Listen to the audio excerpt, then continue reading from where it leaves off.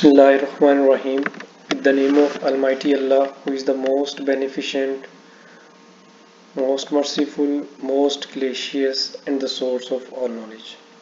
My name is Engineer Zainul Abidin, and I welcome to all of you with the Islamic greetings. Assalamu alaikum wa rahmatullahi wa barakatuh.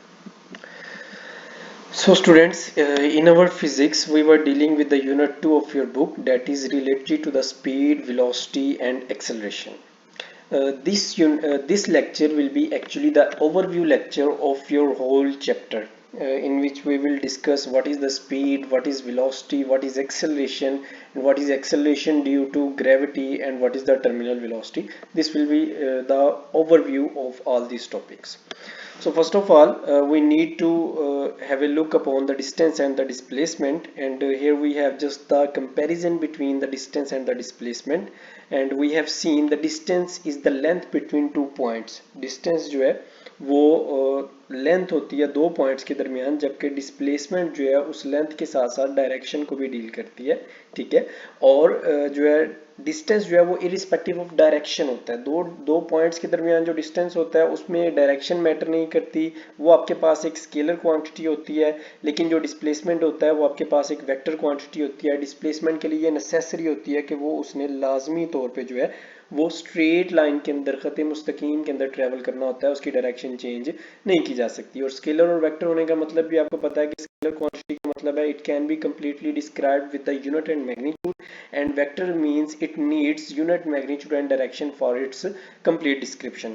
And here we have an example कि यहाँ पे ये जो displacement है point A से point B तक, ये बिल्कुल एक ही direction के अंदर आपके पास displacement है, लेकिन जो distance है वो आपके पास जो है वो उसकी direction change हो रही है। In short आप कह सकते हैं दो points के दरमियान जो shortest distance होता है ना, कम से कम फासला होता है, उसे हम कहते हैं वो आपके पास displacement होता है।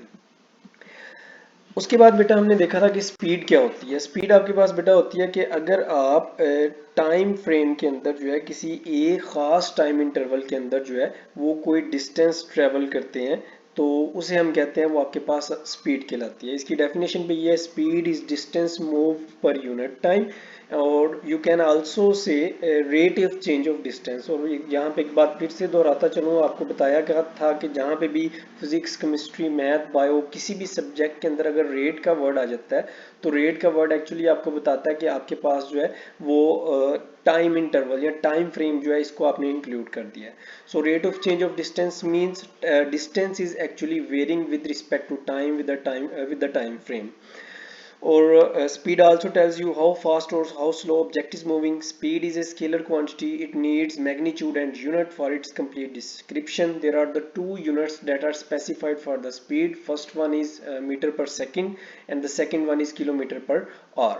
So speed का जो जनरल फार्मूला होता है वो बेटा आपके पास distance covered over time taken होता है। अगर आप इसको मॉडिफाई करना चाहें तो डिस्टेंस जो है वो आपके पास बराबर होता है speed into time.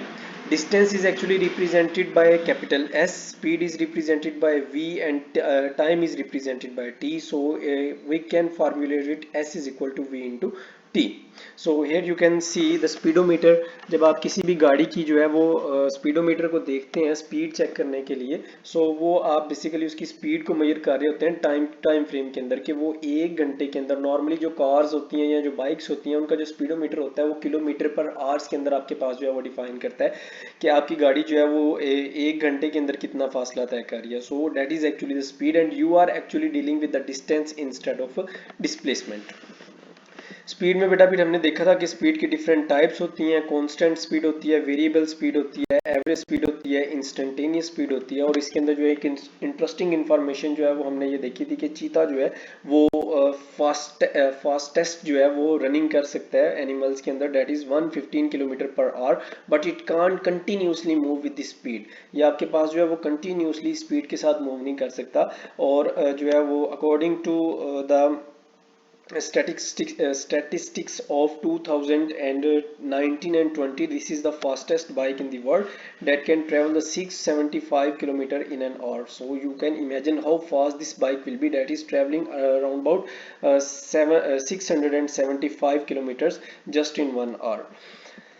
And after this we have the variable and the constant speed. याद रखें बेटा, जो कांस्टेंट स्पीड होती है उसका दूसरा नाम होता है यूनिफॉर्म स्पीड, और वेरिएबल स्पीड का दूसरा नाम जो है उसे हम कहते हैं वो आपके पास नॉन यूनिफॉर्म स्पीड या वेरिएबल स्पीड भी जो है कहलाती है। अब अगर आपके पास इस तरह से होता है कि कोई एक बॉडी जो है वो इक्वल इंटरवल्स ऑफ टाइम के अंदर, like you can say from 0 minute to 1 minute, 1 minute to 2 minute and 2 minute to 3 minutes, in the whole sections we have the time interval of 1 minute and we are traveling a distance of 1 kilometer. So that means we are actually covering the time, or we are actually covering the distance of 1 kilometer in the time interval of 1 minute only. So अगर आपके पास ऐसा scenario है तो इस scenario को आप कहेंगे कि ये आपके पास यूनिफॉर्म स्पीड कहलाती है। और वेरिएबल स्पीड का मतलब ये है कि अगर आपके पास टाइम फ्रेम कांस्टेंट नहीं है, या उस टाइम या स्पेसिफिक टाइम इंटरवल के अंदर जो है वो डिस्टेंस कांस्टेंट नहीं है, तो इस केस के अंदर आप कह सकते हैं कि आपके पास जो है वो स्पीड वेरिएबल है। Secondly we have the instantaneous and average speed. Average speed जो है बेटा वो इस चीज से रिलेटेड होती है कि आपने टोटल डिस्टेंस जितना था वो ट्रेवल कर लिया, ट्रेवल करने के बाद आपको जितना टाइम लगा उन दोनों को डिवाइड करने के बाद जो है आप अपनी स्पीड निकाल लेते हैं। लेकिन जब आप ट्रेवल कर रहे होते हैं तब किसी भी इंस्टेंट के ऊपर जो है आप स्पीडोमीटर पे अपनी स्पीड चेक करते हैं, तो that is the speed of specific instant, therefore we will call it the instantaneous speed. तो अगर किसी एक स्पेसिफिक इंस्टेंट की स्पीड डिस्क्राइब की जा रही है तो फिर उसे हम कहते हैं वो आपके पास इंस्टेंटेनियस है।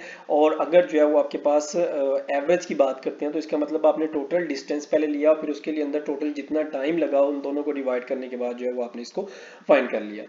सो उसके बाद जो एवरेज स्पीड का फार्मूला होता है बेटा वो आपके पास total distance covered over total time taken होता है। ये एवरेज स्पीड का फार्मूला होता है, ठीक है। और इस फार्मूले के जरिए से आप किसी भी चीज़ की एवरेज स्पीड जो है वो कैलकुलेट कर सकते हैं। तो यहाँ पे आपके पास जो है वो एक इंस्टेंटेनियस और इंस्टेंटेनियस स्पीड और वेलोसिटी इन दोनों का ग्राफ यहाँ पे शो किया जा रहा है, और एवरेज को भी बताया जा रहा है कि अगर आप टोटल यहाँ इस पॉइंट से लेके इस पॉइंट तक डिस्टेंस ट्रेवल करते हैं और टाइम देखते हैं कितना टाइम लगा है, तो उससे आपके पास एवरेज स्पीड आ जाती है। और इस रोड के across moving, when you are moving across this road, then the speed of specific instant will be known as the instantaneous speed. So ये सारा कॉन्सेप्ट था बेटा आपके पास स्पीड से मुतालिक। स्पीड से अगला कॉन्सेप्ट जो है वो आपके पास वेलोसिटी का आ जाता है। Velocity is actually the rate of change of displacement. अगर आपके पास जो है डिस्प्लेसमेंट जो है वो टाइम के प्रोस्पेक्टिव के अंदर, टाइम फ्रेम के अंदर चेंज हो रहा है, फिर इसे हम कहते हैं वो आपके पास वेलोसिटी कहलाता है। स्पीड को, वेलोसिटी को आप इस तरह भी कह सकते हैं, speed in a specific direction. अगर आप स्पीड को डिफाइन कर रहे हैं किसी भी स्पेसिफिक डायरेक्शन के अंदर, तो फिर आप इसे कहते हैं कि वो आपके पास वेलोसिटी कहलाती है।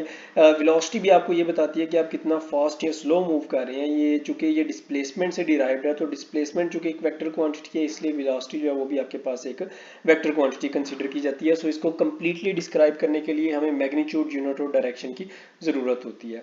सो यहाँ पे इसका जो यूनिट होता है वो आपके पास मीटर पर सेकंड होता है। इसके अलावा जो है किलोमीटर पर आवर जो है वो भी हम लोग डिफाइन कर सकते हैं।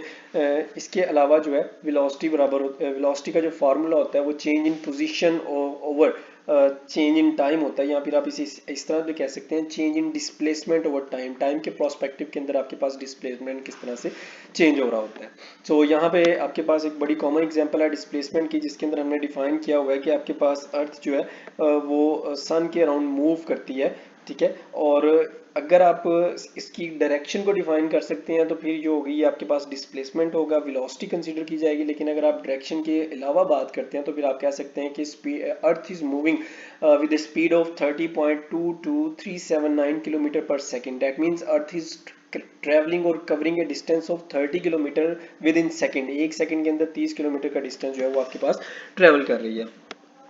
लेटर ऑन बेटा हमने देखा था कि एक्सेलरेशन क्या होता है। एक्सेलरेशन जो है वो फर्दर वेलोसिटी के अंदर चेंज होता है। अगर वेलोसिटी के अंदर चेंज होता है तो इसका मतलब आपके पास वेलोसिटी के अंदर दो चीज़ें होती हैं। चूंकि वेलोसिटी डिस्प्लेसमेंट से है तो इसके अंदर एक तो स्पीड होती है और दूसरा डायरेक्शन होती है। तो या तो आप स्पीड चेंज करेंगे तो आपके पास वेलोसिटी से एक्सेलरेशन आ सकता है, या फिर आप जो है वो डायरेक्शन को चेंज करेंगे फिर आपके पास एक्सेलरेशन जो है वो आ सकता है।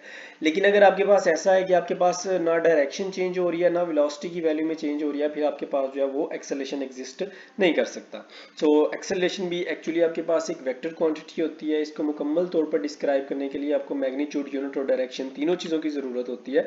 और इसका जो यूनिट होता है वो मीटर पर सेकेंड स्क्वायर यूज़ किया जाता है, या फिर जो है किलोमीटर पर आवर स्क्वायर इस्तेमाल किया जाता है। इसके लिए जो फार्मूला होता है एक्सेलरेशन के लिए वो change in velocity over time taken के बराबर होता है।